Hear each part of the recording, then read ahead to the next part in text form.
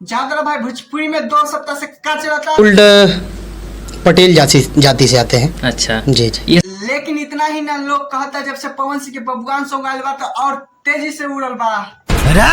हमार जैसे प्रखंड हिलल बा, कोई कहता हमार जैसे जिला हिलल बा, तो केका से हिलल बा आज हम ही बतावेला बानी।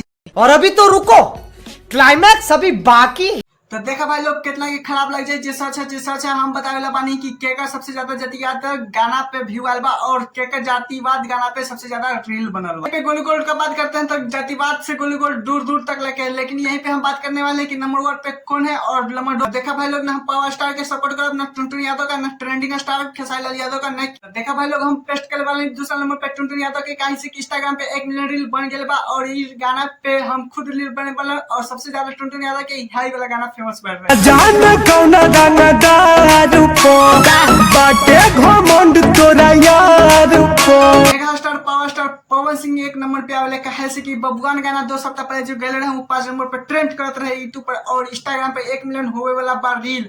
लेकिन यहीं पे हम बात करते हैं पवन सिंह के हर एक सॉन्ग सुन ले बार बहुत अच्छा बा, लेकिन भले